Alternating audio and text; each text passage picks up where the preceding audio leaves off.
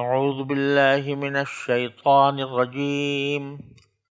بسم اللہ الرحمن الرحیم براءۃ من اللہ ورسولہ الی الذین عاہدتم من المشرکین فسیحوا فی الارض اربعۃ اشہر واعلموا انکم غیر معجز اللہ وان اللہ مخزی الکافرین وَأَذَانٌ مِّنَ اللَّهِ وَرَسُولِهِ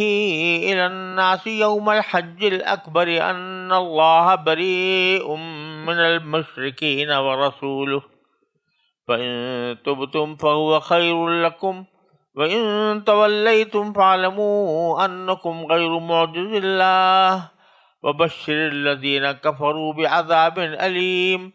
إِلَّا الَّذِينَ عَاهَدتُّم مِّنَ الْمُشْرِكِينَ ثُمَّ لَمْ يَنقُصُوكُمْ شَيْئًا وَلَمْ يُظَاهِرُوا عَلَيْكُمْ أَحَدًا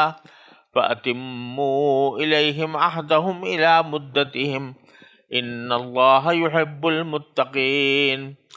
فَإِذَا انسَلَخَ الْأَشْهُرُ الْحُرُمُ فَاقْتُلُوا الْمُشْرِكِينَ حَيْثُ وَجَدتُّمُوهُمْ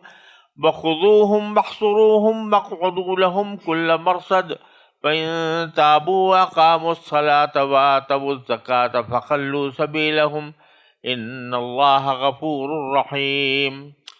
وَإِنْ أَحَدٌ مِّنَ الْمُشْرِكِينَ اسْتَجَارَكَ فَأَجِرْهُ حَتَّىٰ يَسْمَعَ كَلَامَ اللَّهِ ثُمَّ أَبْلِغْهُ مَأْمَنَهُ ذَلِكَ بِأَنَّهُمْ قَوْمٌ لَّا يَعْلَمُونَ۔ یہ سورہ توبہ کی پہلی 6 آیتیں ہیں۔ یہ سورت قرآن کریم کی بالکل آخر میں نازل ہونے والی سورتوں میں سے ہے،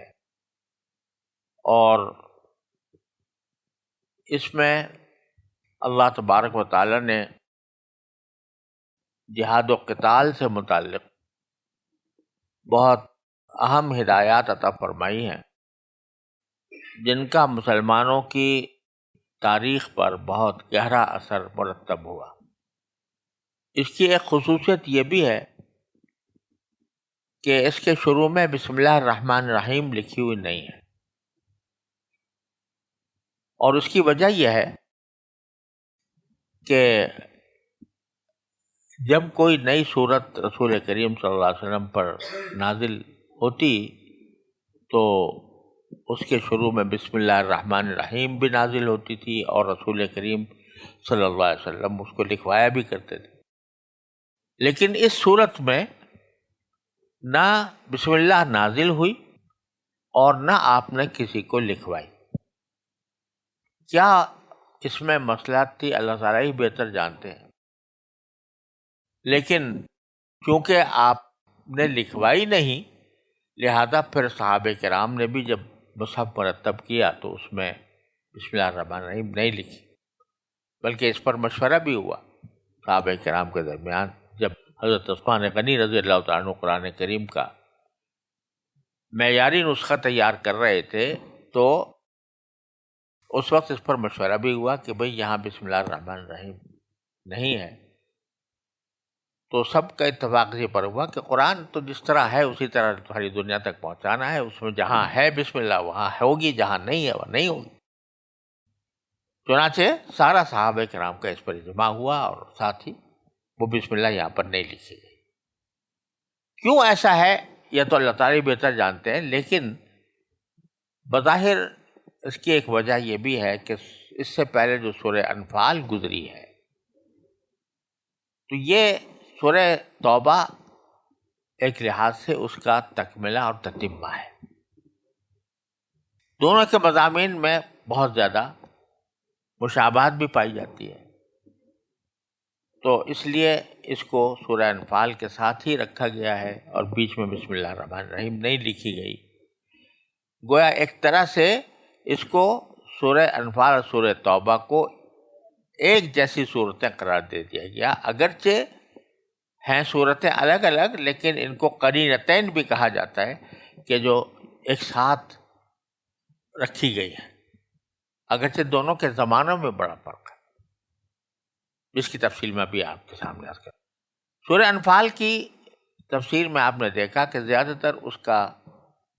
روئے سخن غزوہ بدر کی طرف تھا، اور غزوہ بدر ہی کے سیاق میں جہاد و قتال اور امن اور صلح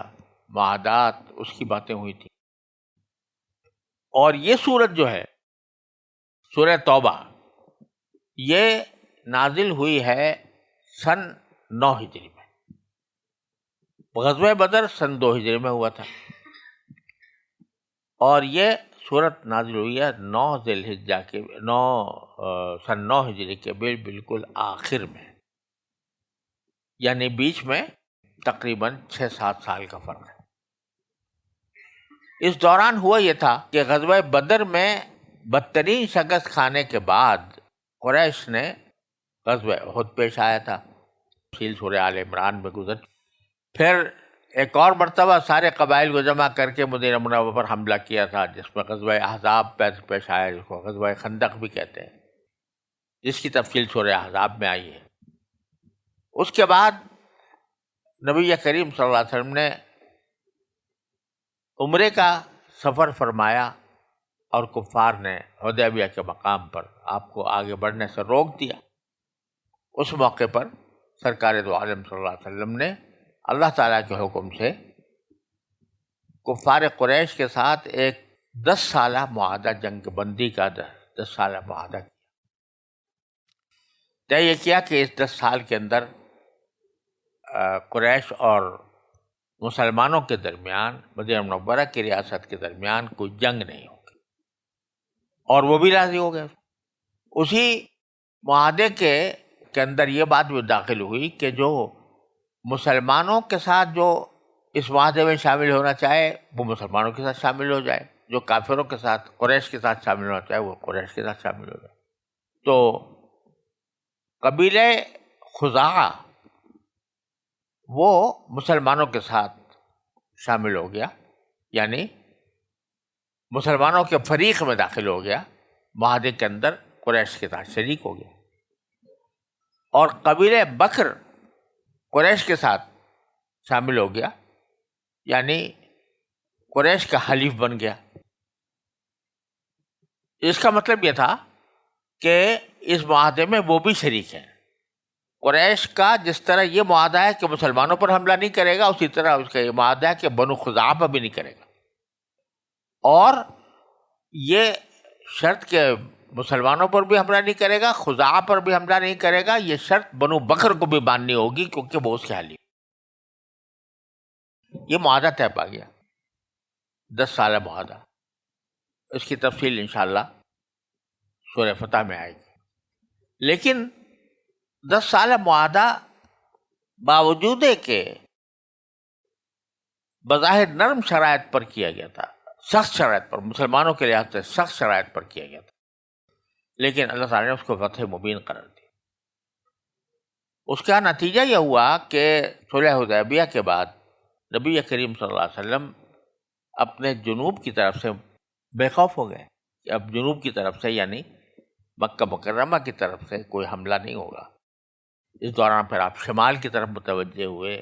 غزوہ خیبر ہوا، اور اس میں اللہ تعالیٰ نے آپ کو فتح مبین عطا فرمائی. اس دوران جو قریش کے لوگ تھے انہوں نے ایک بہت سخت بدعہدی کا ارتکاب کر لیا. وہ یہ کہ انہوں نے اپنے جو حلیف تھے بنو بکر، ان کے ساتھ مل کر خزاعہ کے آدمیوں پر حملہ کر دیا. اور اس وقت وہ اس نشے میں تھے کہ ہم ان کو ختم کر دیں گے، اور مسلمان اس کے مقابلے میں ہم سے لڑنے کے شاید پوزیشن میں نہ ہو. تو انہوں نے جنگ چھیڑ دی خزاعہ کے ساتھ،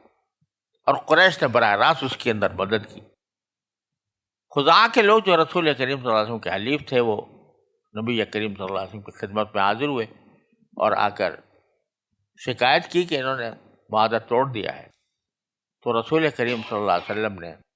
ان کو ایک طرح سے مثبت جواب دیا کہ بعض روایتوں میں آتا ہے کہ ہم نصرتا، تمہاری مدد کی جائے گی،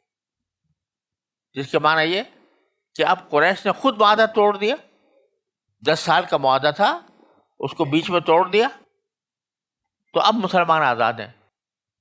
کہ وہ قریش کے ساتھ جو معاملہ کرنا چاہیں وہ کریں۔ رسول کریم صلی اللہ علیہ وسلم نے چونکہ جب معاہدہ کے ایک فریق توڑ دیتا ہے تو پھر دوسرے فریق کو حق حاصل ہوتا ہے کہ وہ اس معاہدے کی کو ختم سمجھے، اس کے لیے باقاعدہ اعلان کرنے کی ضرورت نہیں ہوتی۔ تو رسول کریم صلی اللہ علیہ وسلم نے کوئی باقاعدہ اعلان تو نہیں کیا، لیکن چونکہ معاہدہ خود قریش نے توڑا تھا، لہذا اندرونی طور پر آپ نے مکہ مکرمہ کو فتح کرنے کی تیاری شروع کر دی۔ اس وقت قریش کے سردار ابو سفیان تھے۔ ابو سفیان کو جب یہ اطلاع ملی کہ نبی کریم صلی اللہ علیہ وسلم مکہ مکرمہ پر چڑھائی کا ارادہ کر رہے ہیں تو ان کو خطرہ اس لیے لاحق ہوا کہ اس وقت تک مسلمانوں کی الحمدللہ ظاہری قوت بھی بہت بڑھ چکی، اور اس دوران مختلف عرب کے قبیلے آ کر مسلمان بھی ہوئے تھے، اور نبی کریم صلی اللہ علیہ وسلم کا اثر رسوخ، مسلمانوں کا دائرۂ اثر وہ جزیرہ عرب میں دور تک پھیل چکا تھا۔ اس لیے ابو سفیان کو یہ اندیشہ ہوا کہ اگر اس وقت آپ نے حملہ کیا تو ہمارے اندر ان سے مقابلہ کرنے کی تاب نہیں ہوگی، تو انہوں نے ایک مستقل سفر کیا مدینہ منورہ کا، اور یہ چاہا کہ کسی طرح یہ جو معاوضہ ٹوٹ گیا ہے اس کے اوپر معافی مانگ لے، معذرت ہو جائے، اور اثر نہ دوسرا معاہدہ ہو جائے۔ براہ راست رسول کریم صلی اللہ علیہ وسلم کی خدمت میں حاضر ہونے کی تو تاب نہ ہوئی، تو پہلے وہ اپنی بیٹی کے گھر گئے، بیٹی ام المؤمنین میں سے تھی، حضرت ام حبیبہ رضی اللہ تعالیٰ عنہا، تو بیٹی کے گھر جا کے اب یہ کرشمہ قدرت ہے کہ جو بیٹی ہے ام حبیبہ وہ رسول کریم صلی اللہ علیہ وسلم کی زوجہ مطہرہ ہے، اور اس کا باپ کفار کا سردار ہے، اور نبی کریم صلی اللہ علیہ وسلم سے امن کی بھیک مانگنے آئے۔ اور نکاح بھی اس طرح ہوا تھا کہ ام حبیبہ رضی اللہ تعالیٰ عنہا حبشہ میں ہجرت کر کے گئی ہوئی تھیں، اور ان کے شوہر کا وہاں انتقال ہو گیا تھا، تو اس وقت میں طرح تھی، کوئی ان کا وہاں پر والی وارث نہیں تھا، تو اللہ تعالیٰ کے حکم سے نبی کریم صلی اللہ علیہ وسلم نے ان سے نکاح کا پیغام دیا ابو سفیان کو، ان کے والد کو جو دشمن ہے۔ تو ابو سفیان نے جواب میں کہا تھا کہ محمد ان لوگوں میں سے نہیں ہے جن کا پیغام ٹھکرایا جائے صلی اللہ علیہ وسلم۔ اور نکاح ہوا، نجاشی نے، حبشہ کے بادشاہ نے جو ہے وہ حضرت ام حبیبہ کا نکاح کرا کر نبی کریم صلی اللہ علیہ وسلم کی خدمت میں روانہ کیا۔ تو یہ ابو سفیان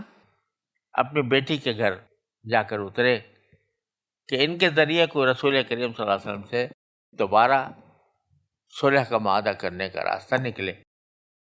حضرت ام حبیبہ جب یہ آئے ام حبیبہ کے رضی اللہ تعالیٰ عنہ کے پاس اور بستر پر بیٹھنے لگے، تو ام حبیبہ رضی اللہ تعالیٰ نے بستر ہٹا دیا،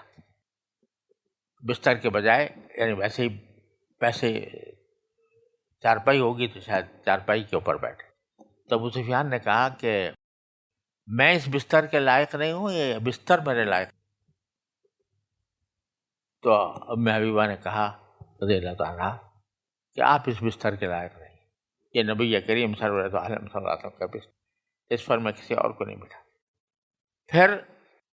ابو سفیان نے اپنے باپ ہونے کے رشتے کا حوالہ دے کر کہا کہ رسول کریم صلی اللہ علیہ وسلم سے میری صلح کروا دو، لیکن حضرت ام حبیبہ نے کہا کہ میں اس معاملے میں کچھ نہیں کر سکتی۔ صدیق اکبر رضی اللہ عنہ کے پاس گئے، انہوں نے بھی جواب دے دیا، فاروق اعظم کے پاس گئے، انہوں نے بھی جواب دے دیا، اور یہ مایوس ہو کر واپس آئے، اور لوگوں کو پتہ چل گیا کہ ابو سفیان سر نو صلح کرنے گئے تھے لیکن ان کو کامیابی نہیں ہوئی، اور رسول کریم صلی اللہ علیہ وسلم ان قریب حملہ آور ہونے والے۔ چنانچہ آپ 10,000 صحابہ کرام کا لشکر لے کر مکہ مکرمہ پر آپ نے چڑھائی کی، لیکن چڑھائی اس شان سے کی کہ آپ نے یہ فرما دیا تھا کہ اپنی طرف سے کوئی تلوار نہ چلائے، اپنی طرف سے کوئی کسی پر حملہ نہ کرے، کوئی اگر خود حملہ آور ہو جائے تو اس کا جواب دے، لیکن خود کوئی حملہ نہ کرے۔ اور اسی حالت میں نبی کریم صلی اللہ علیہ وسلم داخل ہوئے مکہ مکرمہ میں۔ داخل ہونے سے پہلے ابو سفیان آ کر انہوں نے اپنی تابع داری کا اعلان کر دیا اور مسلمان بھی ہو گئے۔ تو آپ نے اعلان کر دیا تھا کہ جو ابو سفیان کے گھر میں داخل ہوگا اس کو کچھ نہیں کہا جائے، جو حرم میں داخل ہوگا اس کو کچھ نہیں کہا جائے، جو اپنا ہتھیار پھینک دے گا اس کو کچھ نہیں کہا جائے،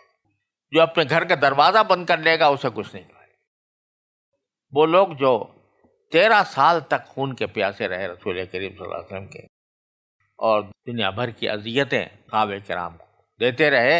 ان کے ساتھ نبی کریم صلی اللہ علیہ وسلم نے اس طرح عفو و کرم کا معاملہ فرمایا۔ اور جب داخل ہو رہے تھے مکہ مکرمہ میں تو اونٹنی پر سوار تھے اور آپ کی تھوڑی مبارک سینے کو چھو رہی تھی، اور زبان مبارک پر انا فتحنا لک فتحا مبینا کی آیات تھی، اور عام معافی کا اعلان کر دیا۔ اس فتح مکہ کے بعد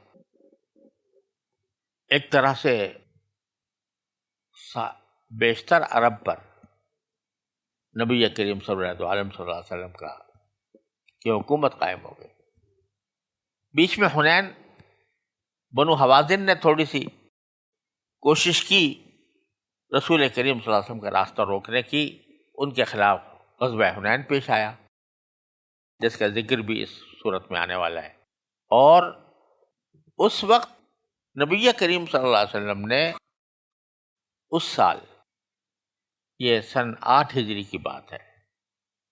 جب حج کا موسم آیا تو حج کے اندر کوئی تبدیلی نہیں، بلکہ مکہ مکرمہ کے اندر آپ نے اپنے جو گورنر نامزد فرمائے تھے حضرت عتاب ابن اسید رضی اللہ تعالیٰ عنہ، مکہ مکرمہ رمضان میں فتح ہوا تھا،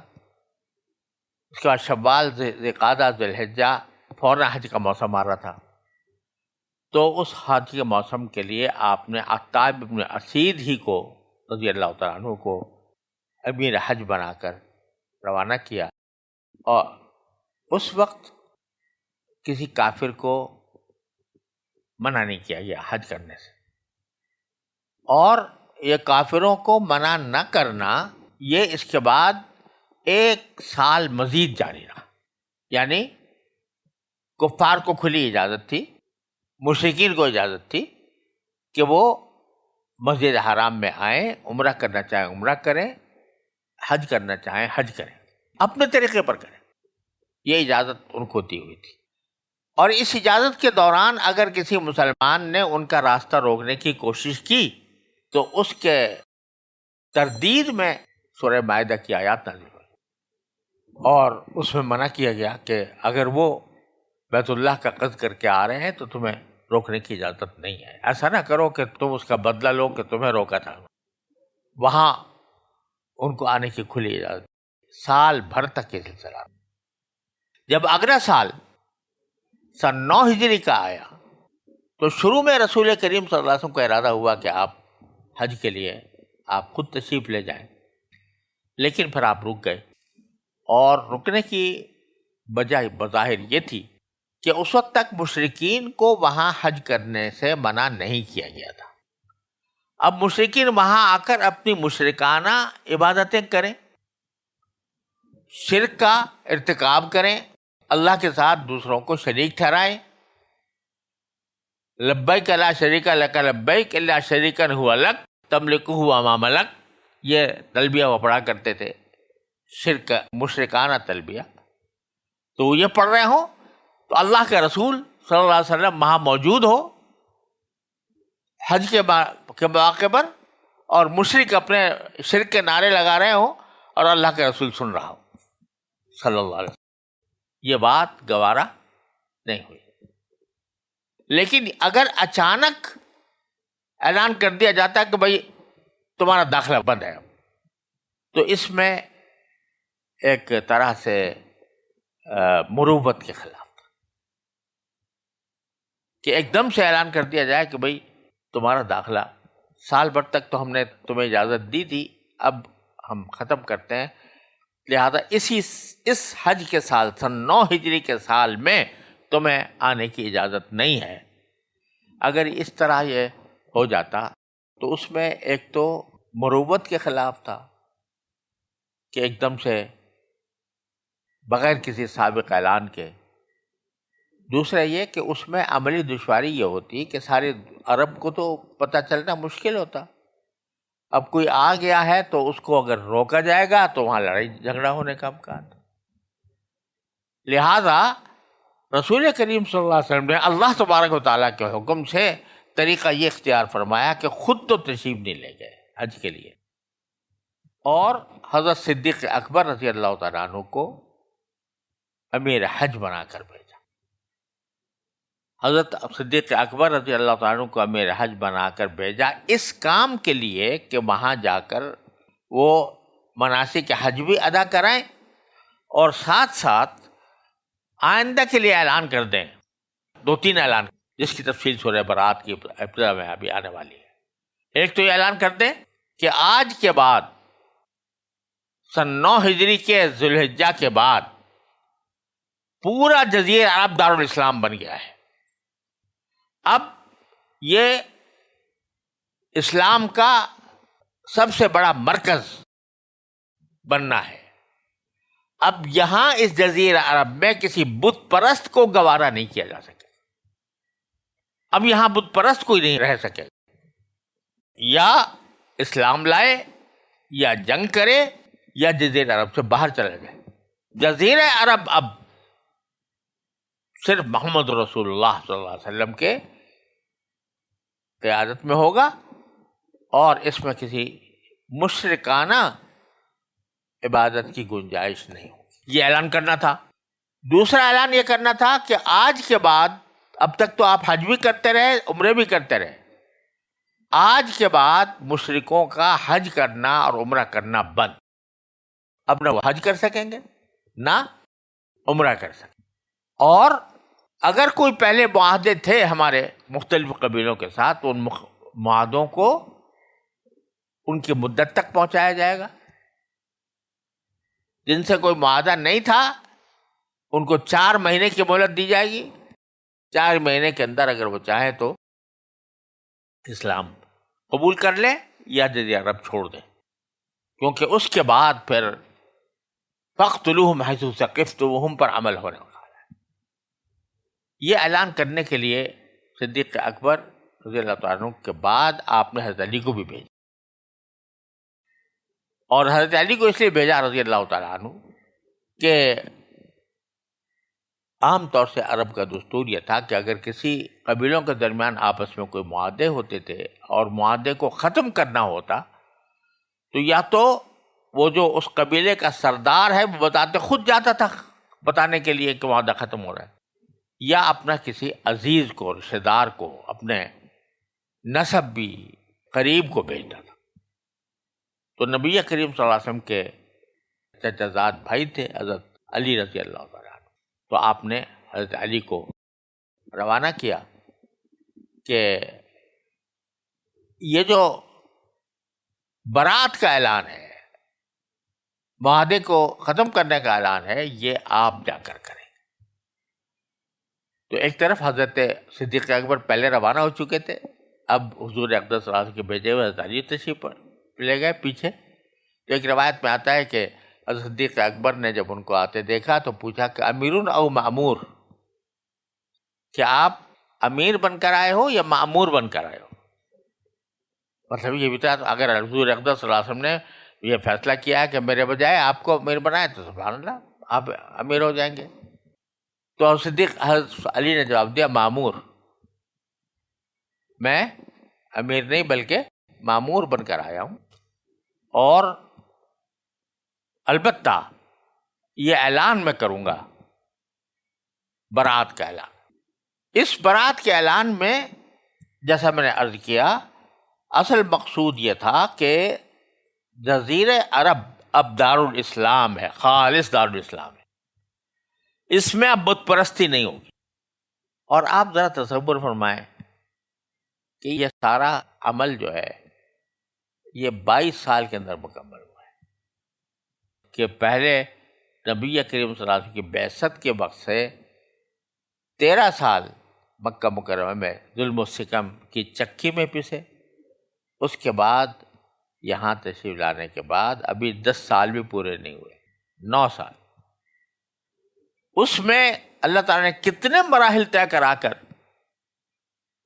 یہ اعلان تک، اس اعلان تک پہنچا دیا کہ اب جزیرہ عرب میں جھنڈا صرف محمد رسول اللہ صلی اللہ علیہ وسلم کا رہے گا. اب اس میں کوئی دوسری طاقت باقی نہیں رہ سکتی. اتنا بڑا اعلان،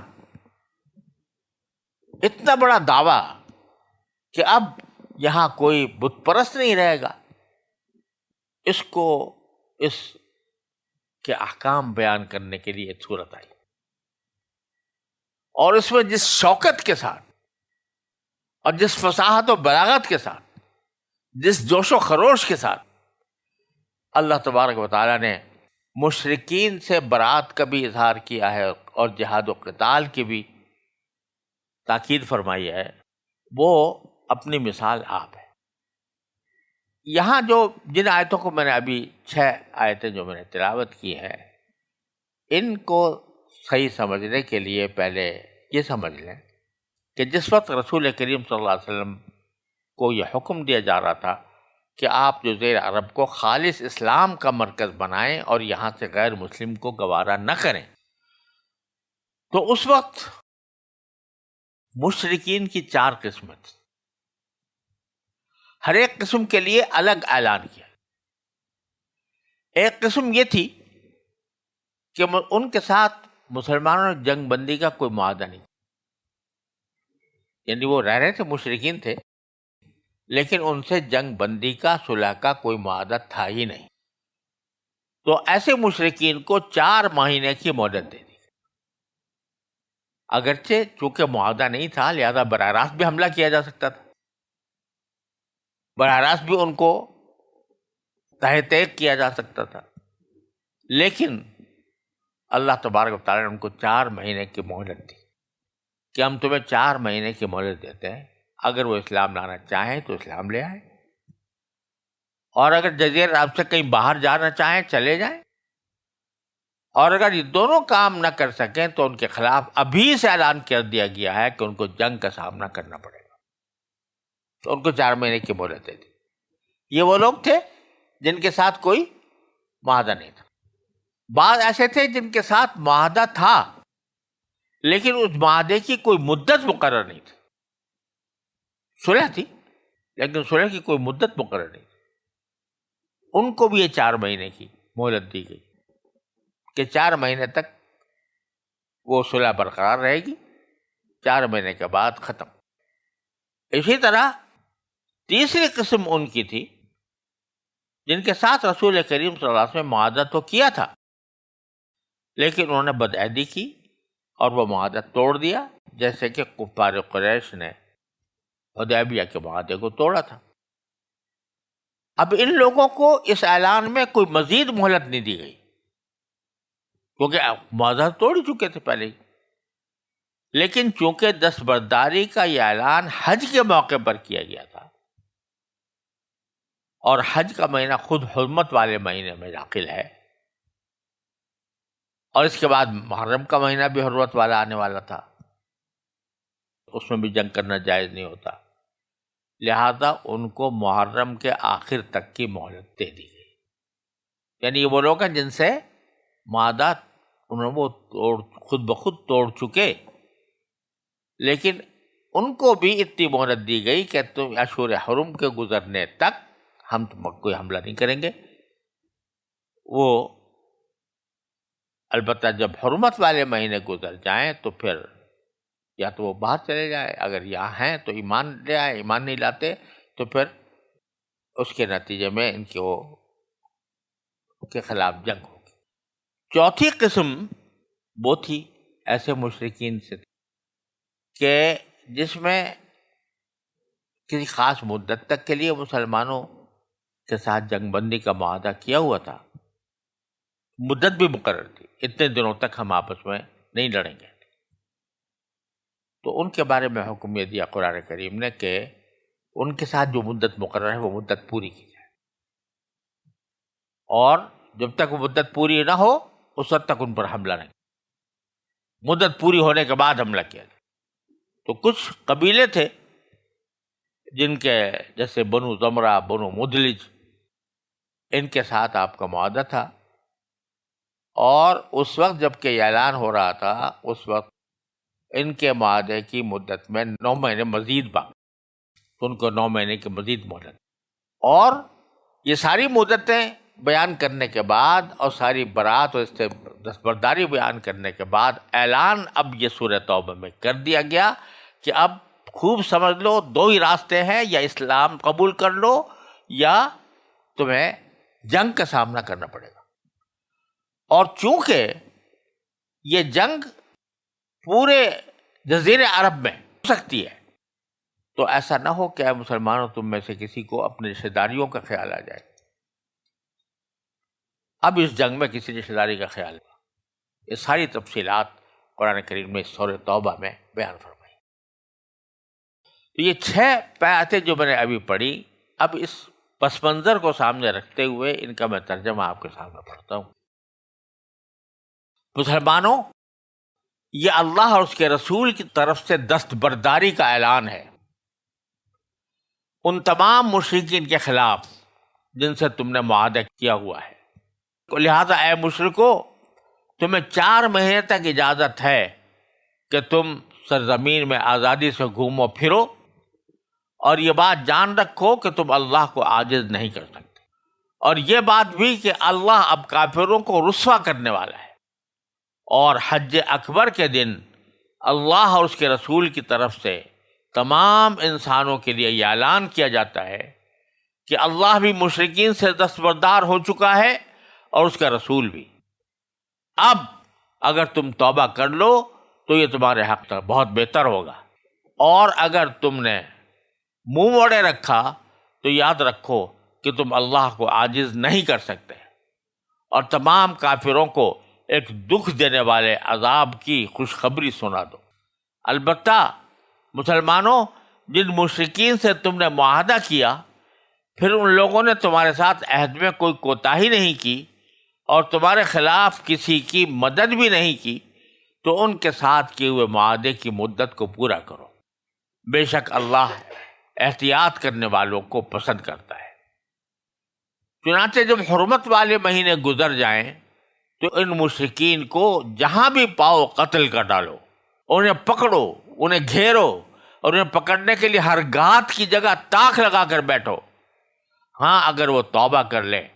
اور نماز قائم کریں اور زکوٰۃ ادا کریں تو ان کا راستہ چھوڑ دینا. یقیناً اللہ بہت بخشنے والا،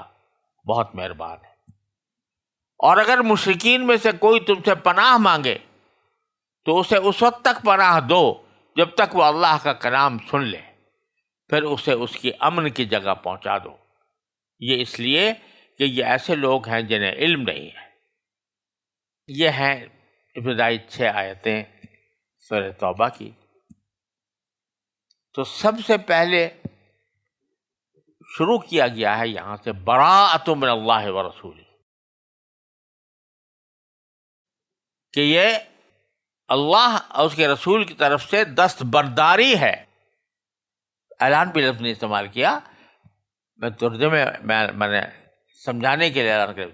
براءت، دستبرداری ہے اللہ اور اس کے رسول کی طرف سے. کن سے؟ الذین عاہدتم من المشرکین، ان مشرکین سے دستبرداری ہے جن کے ساتھ تمہارا معاہدہ ہے،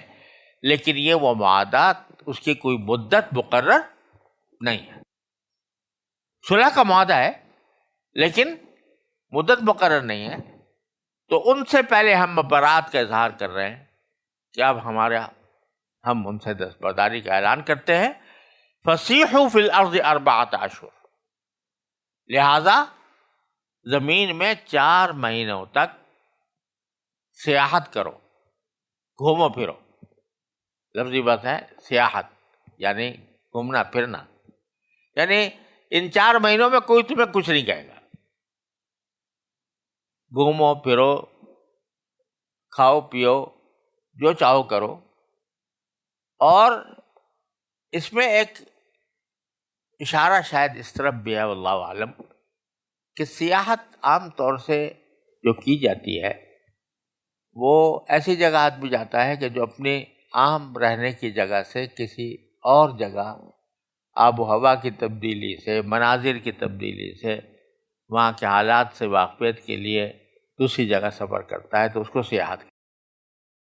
تو شاید اشارہ اس طرف بھی ہے کہ ابھی تک تو جزیرہ عرب تک محدود ہو، تم اگر چاہو تو سیاحت کرنے کے لیے باہر نکل جاؤ. تو جزیرہ عرب میں ہے یہ حکم کہ ہم تمہیں قتل کرتے اگر اسلام نہ لائے تو قتل،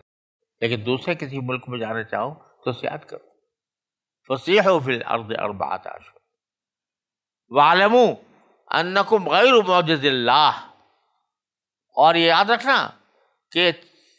4 مہینے کی جو مہلت دی گئی ہے، اگر کہیں تمہارے دماغ میں یہ خناس آ جائے کہ یہ 4 مہینے کی مہلت ہم مسلمانوں کے خلاف تیار ہونے کے لیے، اپنے آپ کو مسلح کرنے کے لیے استعمال کریں گے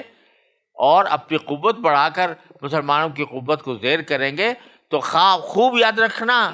انکم غیر معجز اللہ، تم اللہ کو عاجز نہیں کر سکتے. وَأَنَّ اللَّهَ مُخْزِي الْكَافِرِينَ، اور یہ بھی یاد رکھنا کہ اللہ اب کافروں کو رسوا ہی کر کے رہے گا، کافروں کو رسوا کرنے والا ہے. یہ اعلان کہ 4 مہینے تک مہلت ہے، یہ میں نے جیسے عرض کیا 2 قسم کے لوگوں کے لیے، یا تو ان کے لیے جن سے کوئی معاہدہ تھا ہی نہیں، یا ان کے لیے جن سے معاہدہ تھا مگر کوئی مدت مقرر نہیں تھی، تو ان کو 4 مہینے کی مہلت دی گئی. وَأَذَانٌ مِّنَ اللَّهِ وَرَسُولِهِ إِلَى النَّاسِ يَوْمَ الْحَجِّ الْأَكْبَرِ أَنَّ اللَّهَ بَرِيءٌ مِّنَ الْمُشْرِكِينَ وَرَسُولُهُ. اور یہ اعلان ہے اللہ اور اس کے رسول کی طرف سے سارے لوگوں کو حج اکبر کے دن کہ اللہ بھی مشرکین سے دستبردار ہو گیا ہے اور اس کا رسول بھی. یہ اعلان ہے ان لوگوں سے کہ جن سے معاہدہ تھا، انہوں نے معاہدے کی خلاف ورزی کی، اور خلاف ورزی کرنے کے نتیجے میں اس بات کے مستحق بن گئے کہ ان سے جنگ کی جائے، ان کو مارا جائے، ان کو قتل کیا جائے. تو یہ پہلے ہی سے یہ بات ان کی عہد شکنی کے نتیجے میں طے ہو چکی تھی، لیکن اب اس کو خاص طور پر اعلان کر کے بتایا جا رہا ہے کہ حج اکبر کے دن ہم یہ اعلان کر رہے ہیں، کیونکہ اس وقت سارے عرب کے قبیلے اکٹھے جمع ہیں. اعلان یہ کیا جا رہا ہے کہ اللہ اور اس کا رسول مشرکین سے بری ہو گیا ہے، اب کوئی رعایت تمہارے ساتھ نہیں کی جائے گی. یہاں یہ بھی یاد رکھیں کہ حج اکبر کا لفظ استعمال فرمایا. حج اکبر در حقیقت یہ عمرے کے مقابلے میں حج کو کہا جاتا ہے. عمرہ حج اصغر ہے، تو حج حج اکبر، ہر حج حج اکبر ہوتا ہے. یہ جو لوگوں میں مشہور ہے کہ اگر جمعہ کے دن حج آ جائے تو وہ حج اکبر کہلاتا ہے، یہ بالکل بے بنیاد بات ہے. کوئی ہر حج حج اکبر ہے، کیونکہ وہ عمرے کے مقابلے میں اس کو کہا جاتا ہے. تو اللہ تعالیٰ نے یہ اعلان کیا ہے حج اکبر کے دن، فَإِن تُبْتُمْ فَهُوَ خَيْرٌ لَكُمْ، اس کے بعد اگر تم توبہ کر لو تو یہ تمہارے حق میں بہت بہتر ہوگا. وَإِن تَوَلَّيْتُمْ، اور اگر تم نے اب بھی منہ موڑے رکھا، فَاعْلَمُوا أَنَّكُمْ غَيْرُ مُعْجِزِ اللَّهِ، تو دماء ہمیں یاد دلا رہے تمہیں کہ تم اللہ کو عاجز نہیں کر سکتے. اور وَبَشِّرِ الَّذِينَ كَفَرُوا بِعَذَابٍ أَلِيمٍ، دنیا میں تو عاجز کر ہی نہیں سکتے، دنیا میں تمہیں ذلت ہونے والی ہے، لیکن آخرت میں بھی بڑا زبردست دردناک عذاب، دکھ دینے والا عذاب کہ ان کو خبر سنا دو. البتہ اب چوتھی قسم کا بیان ہو رہا ہے کہ إِلَّا الَّذِينَ عَاهَدتُّم مِّنَ الْمُشْرِكِينَ، البتہ وہ مشرکین جن سے تم نے کوئی عہد کیا ہوا ہے، ثم لم ينقصوکم شیئا، پھر انہوں نے تمہارے ساتھ عہد میں کوئی کوتاہی نہیں کی، یعنی عہد کی کوئی خلاف ورزی نہیں کی، ولم یظاہروا علیکم احدا، اور تمہارے خلاف کسی اور کی مدد بھی نہیں کی، فَأَتِمُّوا إِلَيْهِمْ عَهْدَهُمْ إِلَىٰ مُدَّتِهِ، تو ان کے ساتھ کیے ہوئے معاہدے کی مدت کو پورا کرو۔ معاہدہ تھا کسی قوم کے ساتھ ایک مخصوص مدت تک، ابھی وہ مدت پوری نہیں ہوئی تھی، معاہدہ برقرار تھا۔ اس میں جائز تو یہ بھی تھا کہ یہ اعلان کر دیا تھا کہ اب ہم اس معاہدے سے دستبردار ہوتے ہیں۔ سورہ انفال میں آپ دیکھ چکے ہیں کہ قرآن کریم نے یہ فرمایا تھا کہ اما تخافن من قوم خیانۃ فانبذ الیہم علی سواء، کہ اگر تمہیں اندیشہ ہو کسی دشمن سے کہ وہ تمہارے خلاف کوئی کارروائی نہ کر بیٹھے، تو برابر سرابر ان سے ان کا معاہدہ ان کے سامنے پھینک دو، کہہ دو بھئی اب ہم اس معاہدے کے روادار نہیں رہے، اب ہم اور آپ آزاد ہیں، آپ چاہو ہم پر حملہ کرو، ہم چاہے آپ پر حملہ کریں۔ یہ کھلم کھلا اعلان کیا جا سکتا تھا، لیکن اللہ تبارک و تعالیٰ نے ایسا نہیں کیا۔ فرمایا جن سے جن کی معاہدہ ہے اور انہوں نے ابھی تک کوئی خلاف ورزی بھی نہیں کی ہے، تو وہ معاہدہ برقرار رہے گا اس کی مدت تک۔ چنانچہ کئی قبیلے تھے، بنو کنانہ، بنو زمرہ، بنو مدلج، ان کے ساتھ نبی کریم صلی اللہ علیہ وسلم کا جو معاہدہ تھا وہ ابھی تک اس کو ختم ہونے میں 9 مہینے باقی، یعنی یہ حج اکبر کے دن سے 9 مہینے باقی تھے۔ تو اللہ تعالیٰ نے فرمایا کہ وہ 9 مہینے تک وہ معاہدہ برقرار رکھو، پہلے ختم نہ کرو۔ کیوں؟ اس لیے زیادہ احتیاط ہے، یہ تقویٰ کا تقاضا ہے، یعنی فتویٰ کی روح سے اور شرعی حکم کے لحاظ سے تو آپ کے لیے جائز تھا کہ ابھی سے آپ اعلان کر دو کہ بھئی ہم معاہدے کو ختم کرتے ہیں، لیکن تقویٰ کا تقاضا یہ ہے کہ کیوں کریں ایسا، 9 مہینے پورے گزار اور اس کی مدت پوری، ایسا کیوں کرو؟ ان اللہ یحب المتقین، بے شک اللہ تقویٰ اختیار کرنے والوں کو پسند کرتا ہے، اسی لیے اس کا ترجمہ بعض میں نے یہ بھی کیا ہے کہ احتیاط کرنے والوں کو پسند کرتا ہے۔ احتیاط کا تقاضا یہ ہے کہ مدت پوری کر لو۔ اب بیان ہو رہا ہے ان لوگوں کا کہ جنہوں نے عہد توڑا تھا، قریش کے لوگ، ان کے بارے میں کہا جا رہا ہے وہ تو توڑ چکے تھے نا عہد، لہذا عہد توڑنے کے بعد پھر ان کو فوراً بھی قتل کیا جا سکتا تھا، لیکن 4 مہینے کی مدت پیچھے گزری تو ان کو 4 مہینے کی مہلت اس طرح دے دی گئی کہ یہ حج کا مہینہ تھا، ذو الحجہ، یہ بھی اشہر حرم میں داخل تھا، اس کے بعد محرم آنے والا تھا، وہ بھی اشہر حرم میں داخل تھا۔ تو اگرچہ ان کو براہ راست فوراً بھی حملہ ان کے اوپر کیا جا سکتا تھا، لیکن یہ فرمایا گیا کہ اشہر حرم گزرنے تک رک جاؤ، یعنی پھر ایک طرح سے ان کو بھی تھوڑی مہلت مل رہی سوچنے سمجھنے کی کہ ہم مسلمان ہو جائیں تو مسلمان ہونے کا راستہ کوئی نہیں، سوچ لیں، فوراً ہی بزن نہیں پڑے گا، فوراً ہی، بلکہ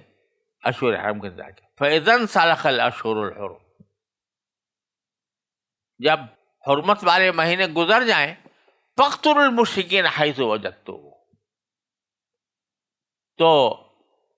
ان مشرکین کو جنہوں نے تمہارے ساتھ برادری کی تھی جہاں بھی پاؤ قتل کر ڈالو، اور اتنا پرشوکت لفظ استعمال کیا، وَخُذُوهُمْ وَاحْصُرُوهُمْ وَاقْعُدُوا لَهُمْ كُلَّ مَرْصَدٍ، انہیں پکڑو، انہیں گھیرو اور انہیں پکڑنے کے لیے ہر گھات کی جگہ تاک لگا کر بیٹھو۔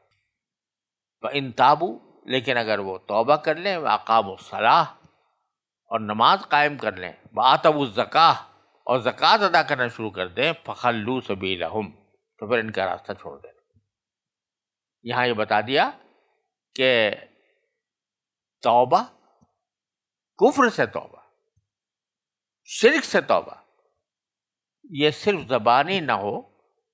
بلکہ ساتھ میں وہ نماز بھی قائم کرنا شروع کر دیں، زکوٰۃ بھی ادا کرنا شروع کر دیں، تو سمجھا جائے کہ یہ باقی مسلمان ہو گئے. تو لہذا اقامت صلاۃ کو بھی ایمان کی ایک اہم علامت کے طور پر قرار دیا گیا، اور نماز زکوٰۃ ادا کرنے کو. یعنی اگرچہ ایمان صرف شہادتین کا عقیدہ رکھنے پر بھی صادق آ جاتا ہے، لیکن یہاں جہاں یہ کہا جا رہا ہے کہ بھئی تم اسلام لاؤ گے تو پھر تمہارا بچاؤ ہوگا، ورنہ تم جزیرہ عرب میں رہنے کی اجازت نہیں. اس کے لیے صرف زبانی ایمان کافی نہیں ہے، بلکہ عملاً تمہیں نماز بھی قائم کرنی ہوگی، زکوٰۃ بھی ادا کرنی ہوگی. لہذا جب انہوں نے صدیق اکبر کے زمانے میں زکوٰۃ کے بارے میں تردد کیا تو صدیق اکبر نے جہاد کیا ان سے، جیسے کہ آگے آنے والا. بہرحال ساتھ ہی یہ بھی فرما دیا ان اللہ غفور الرحیم، اگر توبہ کرو گے تو اللہ تعالیٰ بہت بخشنے والا، بہت رحم کرنے والا ہے. اور اس زمانے میں بھی اور جس زمانے میں تمہاری جنگ چل رہی ہو، ان احکام کے مطابق جو ابھی بیان ہوئے ہیں، چاہے وہ امن کی حالت ہو یا جنگ کی حالت ہو، اگر مشرکین میں سے کوئی تم سے پناہ مانگے کہ بھئی مجھے سوچنے سمجھنے کا موقع دے دو، تو فاجرہ، تو اس کو پناہ دیتے نا، حتیٰ یسمع کلام اللہ، یہاں تک کہ وہ اللہ کا کلام سن لے. اور صرف اتنی بات نہیں ہے، ثم ابلغہ مأمنہ، پھر اس کو اس کے امن کی جگہ پہنچا دو. یعنی ایسا نہیں ہے کہ پہلے تو تم نے اس کو پناہ دے دی، پناہ دے کر اس کو دین کی بات سمجھائی، لیکن ساتھ ہی یہ بھی کہہ دیا کہ اب تمہاری پٹائی ہونے والی ہے اگر تم اسلام نہ لائے تو یہ ایک طرح سے جبر ہو جائے گا ایمان لانے پر، اور ایمان لانے پر جبر کرنا مقصود نہیں، لا اکراہ فی. لہذا اس کو کہہ دو کہ ہم تمہیں سنا رہے ہیں اللہ کا کلام، پھر تمہیں ہم تمہارے امن میں پہنچا دیں گے جہاں تم امن سے ہو گئے. اس وقت اگر تمہاری رائے ہوگی قبول کرنے کی تو قبول کر لینا، ورنہ پھر جو عمومی جنگ ہو سکتی ہے اس عمومی جنگ میں تم بھی شامل ہو جاؤ گے، تمہارے خلاف بھی جنگ ہوگی. لیکن صرف اس بنا پر تمہیں اکیلے نہیں مار دیا جائے گا تم نے اسلام کو قبول نہیں کیا. یہ معنی ہے ثم ابلغہ. اسی سے یہ بات فقہاء کرام نے نکالی ہے کہ اگر کوئی غیر مسلم تم سے دین کی بات سمجھنے کے لیے رجوع کرے تو پھر تم پر واجب ہے کہ اس کو دین کی وہ بات سمجھاؤ. فرض ہے کہ وہ دین کی بات سمجھا. اگر کوئی مسلمان ہونا چاہتا ہے اور اسلام کے دلائل حقانیت کے معلوم کرنا چاہتا ہے تو مسلمان کا فرض ہے کہ اس حقانیت کے دلائل اس کو سمجھائے اور اس کو پہنچائے. ذالک بانہم قوم لا یعلمون،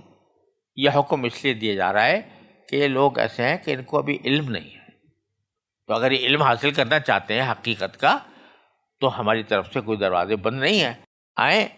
آ کر اللہ کا کلام سنیں، علم حاصل کریں، اور اگر پھر ایمان پر دل کا مطمئن ہو تو ایمان لائیں.